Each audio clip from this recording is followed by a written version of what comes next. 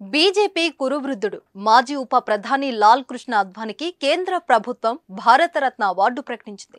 అద్వానీకి భారత అత్యున్నత పౌర పురస్కారం భారతరత్నను ప్రదానం చేయనున్నట్లు స్వయంగా ప్రధాని నరేంద్ర మోదీ శనివారం ప్రకటించారు. ఈ మేరకు మోదీ ఓ ట్వీట్ చేశారు. దేశానికి అద్వానీ చేసిన సేవలను ప్రధాని కొనియాడారు. ఎల్కే అద్వానీ జీకి భారతరత్న ఇవ్వనున్నారని విషయం ప్రజలకు పంచుకోవడం నాకు చాలా సంతోషంగా ఉంది. ఈ విషయంపై నేను కూడా అద్వానీజీతో మాట్లాడాను. భారతదేశ అత్యున్నత పౌర పురస్కారం అయిన భారతరత్న ఆయనకు లభించినందుకు అభినందనలు చెప్పాను. గజం కేవలం 4500 రూపాయలతో 165 గజాల భూమి కేవలం 8 లక్షలు మాత్రమే. ప్రస్తుత కాలంలో అత్యంత గౌరవనీయులైన రాజనీతిజ్ఞులో ఎల్కే అద్వానీ ఒకరు.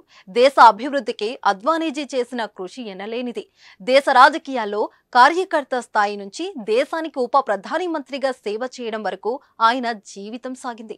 అద్వానీజీ హోంమంత్రిగా పనిచేశారు. పార్లమెంట్లో అద్వానీ చేసిన ప్రసంగాలు ఎల్లప్పుడూ ఆదర్శప్రాయంగా ఉంటాయి అని ప్రధానమంత్రి నరేంద్ర మోదీ ట్వీట్ చేశారు. ఇప్పటికే బీహార్ మాజీ ముఖ్యమంత్రి కర్పూరి ఠాకూర్ కు మరణానంతరం భారతరత్న అవార్డును ప్రకటించింది కేంద్ర ప్రభుత్వం. ఇప్పుడు అద్వానీ పేరును ఈ అత్యున్నత పౌర పురస్కారం కోసం ఎంపిక చేసింది. గతంలో బీజేపీకి చెందిన మాజీ ప్రధానమంత్రి దివంగత అటల్ బిహారీ వాజ్పేయికి ఈ పురస్కారాన్ని అందజేసింది.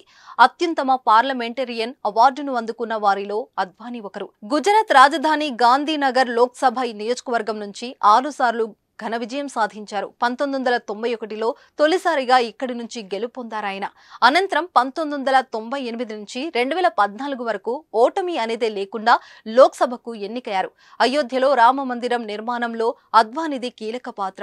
రామ మందిరం కోసం అలుపెరగని పోరాటం చేశారు. కాశ్మీర్ నుంచి కన్యాకుమారి వరకు దేశం మొత్తం రథయాత్రను నిర్వహించారు. హిందువులందరినీ ఏకతాటిపైకి తీసుకుని వచ్చారు. అదేవిధంగా దేశంలో బీజేపీ క్షేత్రస్థాయిలో అత్యంత బలోపేత కావటానికి శక్తి వంచన లేకుండా అద్వానీ కృషి చేశారు. ప్రస్తుతం క్రియాశీలక రాజకీయాల నుంచి వైదొలిగిన అద్వానీ విశ్రాంతి తీసుకుంటున్నారు.